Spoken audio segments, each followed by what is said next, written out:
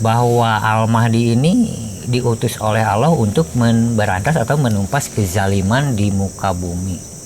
Menumpas kezaliman, menegakkan keadilan di muka bumi.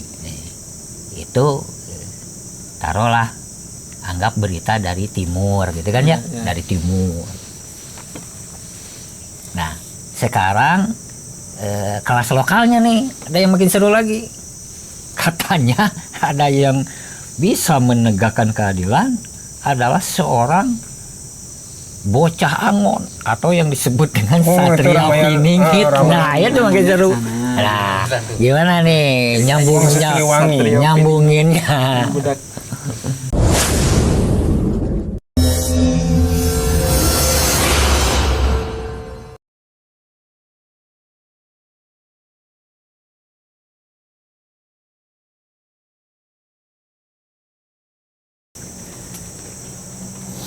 Jadi kalau saya teringat kembali almarhum Guru Maripat bilang,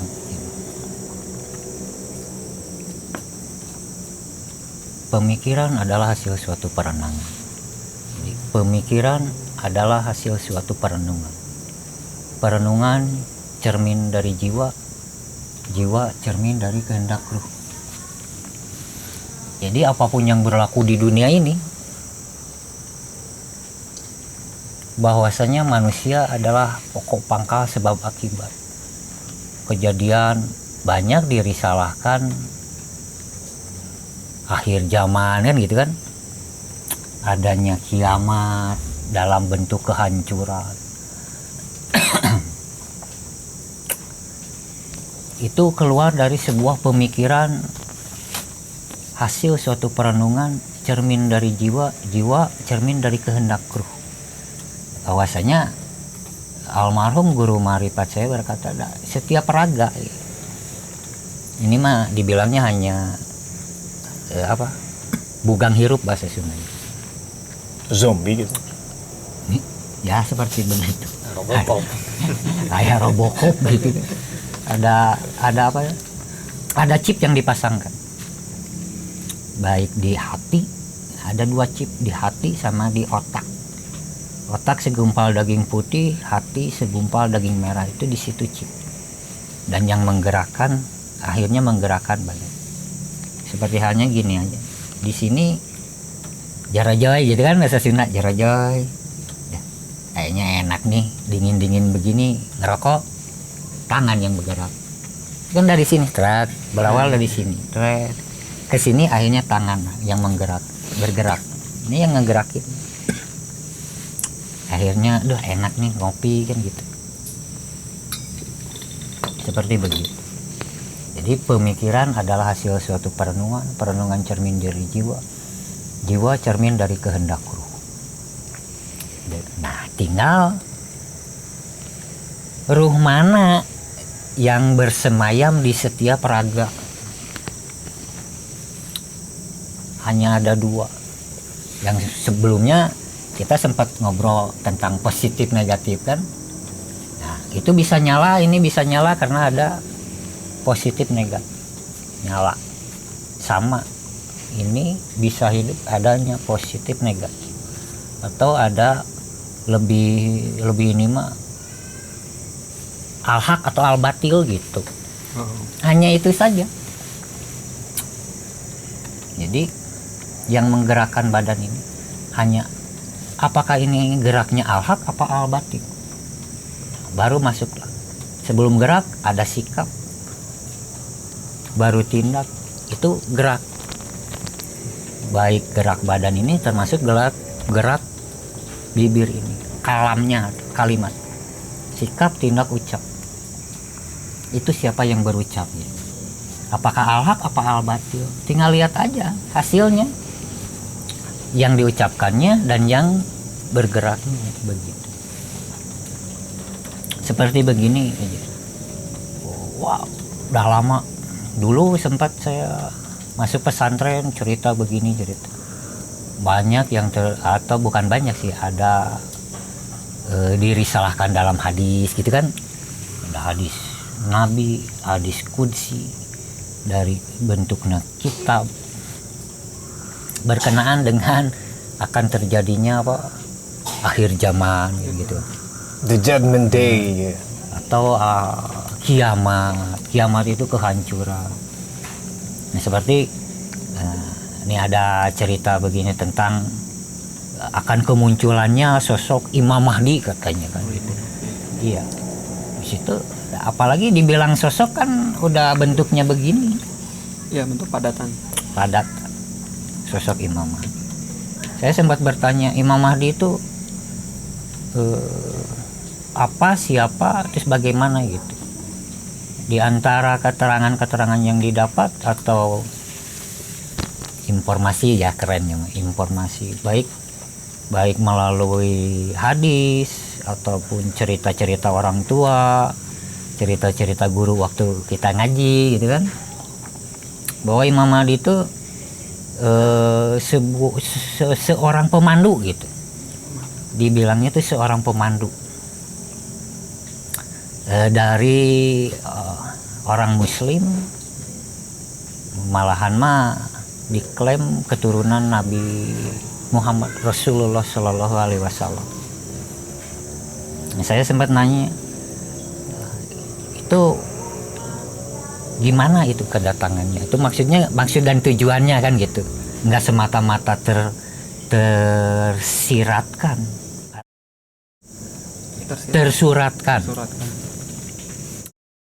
dalam sebuah hadis. Ternyata Imam Mahdi itu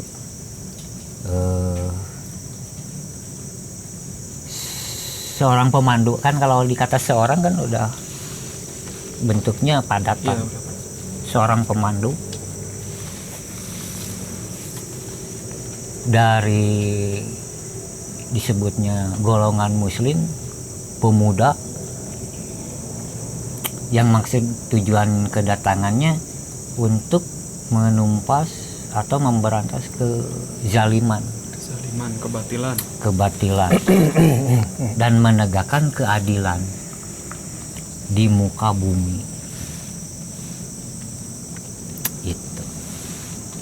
Tapi itu kan berbicara Imam Mahdi yang mungkin dibilang seseorang, sedangkan dari berita-berita kan banyak yang ngeklaim bahwa misalkan yang di India ada Ahmadiyah. Beliau pun mengaku bahwa dia Imam Mahdi, diutus untuk menyelamatkan umat manusia, seperti itu. Jadi apakah perorangan seperti itu? Karena kebanyakan yang kayak mungkin ada sebuah kepercayaan apa ada seseorang yang dikasih petunjuk terus mengaku sebagai Imam Mahdi. Iya. Banyak itu yang klaim seperti itu. Makanya jadi banyak emang Imam Mahdi itu gimana maksudnya? Gimana pendapat? Imam Mahdi versi berarti iya. versi berarti. Nah, itu bisa masuk. Sempat saya juga pernah dengar kayak Imam Mahdi gitu. Di Indonesia juga ada yang mengklaim dirinya bahwa saya Imam Mahdi gitu. Tahu nih di mana gitu, cuman sempat dengar-dengar. Nah, dari ini aja, dari tugasnya aja udah kelihatan. Apalagi dikata seseorang. Kan seseorang itu udah ini diambil dari yang tersurat. Seseorang berarti ada orangnya. Ini kita berbicara yang ramai aja dulu kan, sebelum kita memaripatinya, mengetahuinya secara kehakikiannya. Jadi dari sebuah kalimat saja, kalau saya menarik kembali kepada sebuah pengetahuan ilmu marifat Allah Ta'ala, berarti ilmu pengetahuan tentang Allahnya di sini. Semua kan dikembalikan kepada Sang Maha segala-galanya, karena dialah yang menciptakan, termasuk akhirnya kemunculan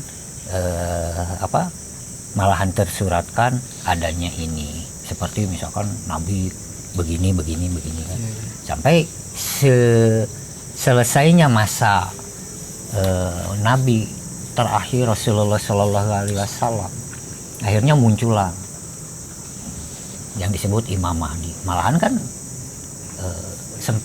bukan sempat ya, baca itu diklaim bahwa beliau ini Imam Mahdi itu keturunan dari Rasulullah, dari siapa, anaknya yang perempuan itu siapa, Fatimah ya kalau nggak salah, Fatimah Zahra ya kalau nggak salah, anaknya yang perempuan itu.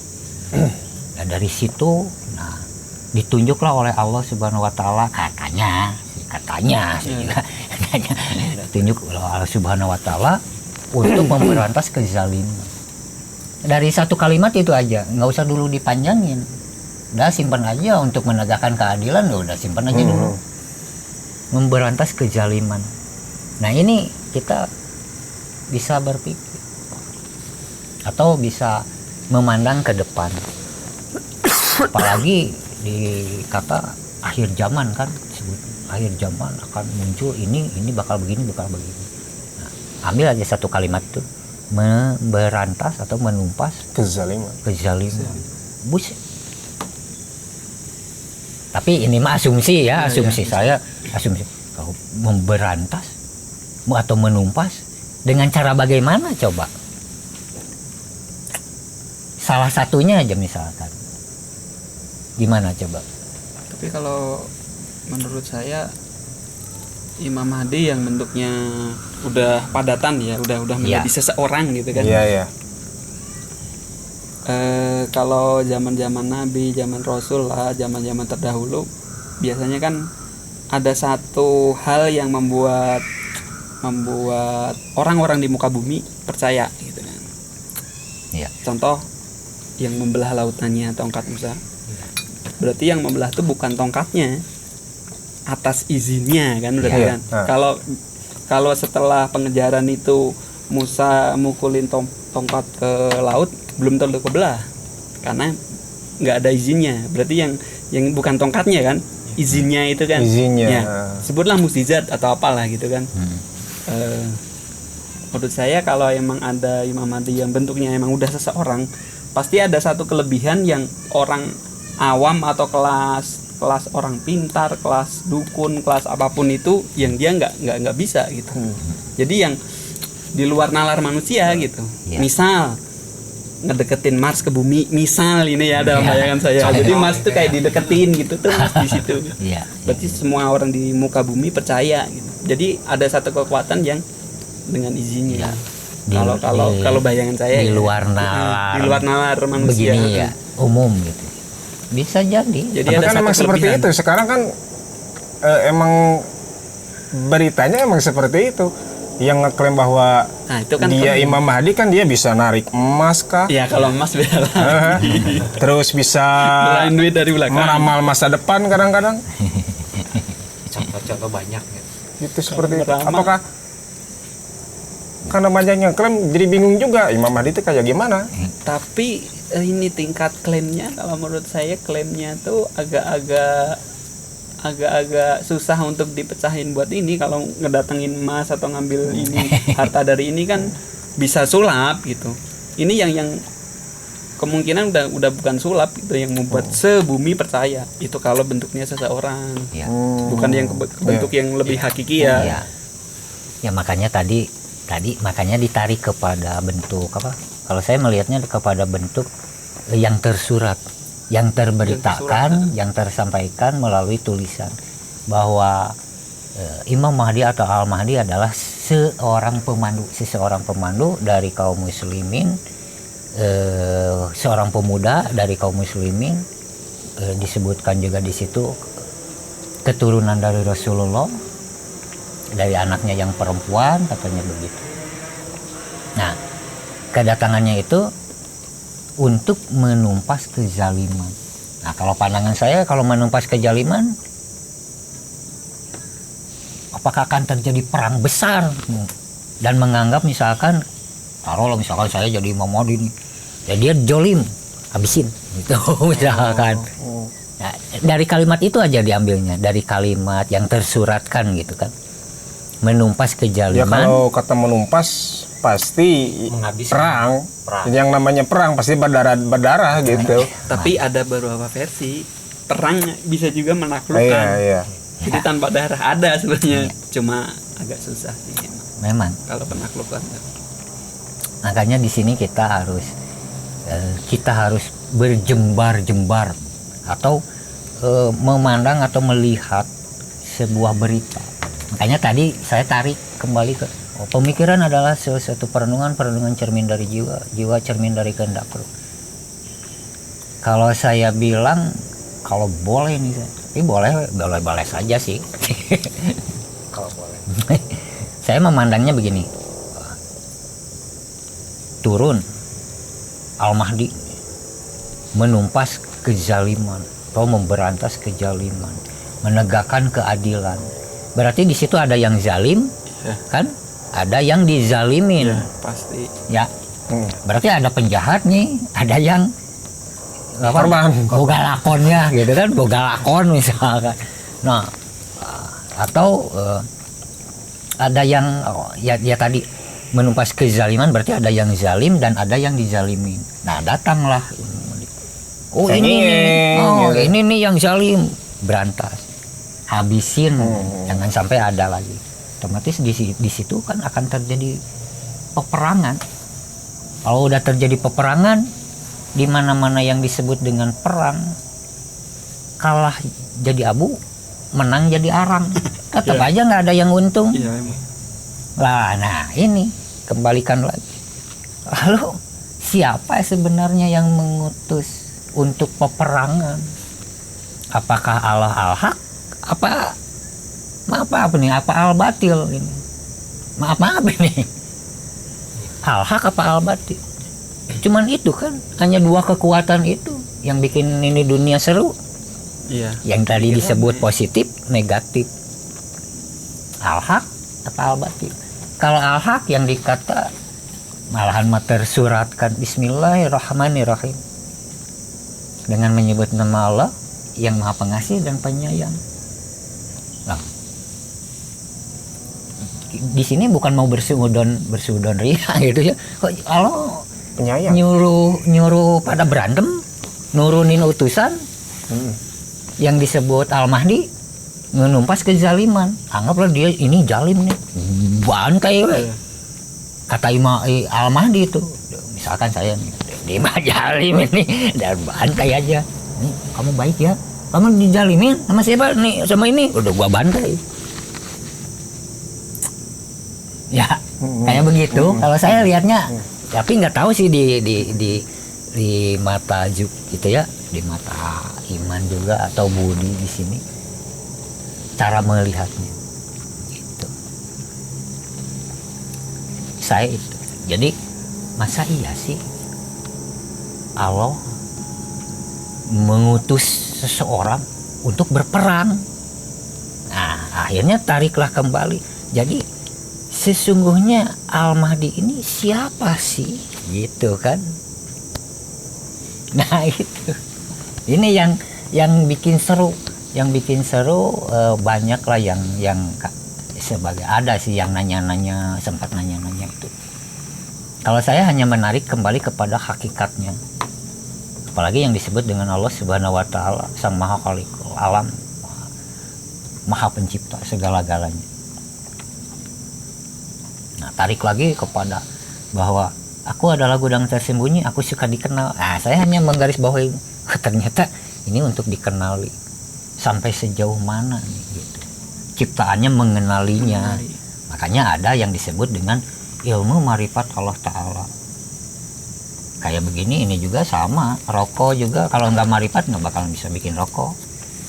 Jadi pengetahuan artinya marifat itu nggak usah serem-serem. Marifat itu pengetahuan artinya. Pengetahuan tentang apa? Oh, ternyata tentang Allah. Malahan ada tersuratkan awalnya dini marifatullah ta'ala. Awalnya beragama berpengetahuan tentang Allah Ta'ala. Kalau kita belum berpengetahuan tentang Allah Ta'ala, jangan dulu katakan saya beragama misalnya. saya beragamaan, saya orang beragama,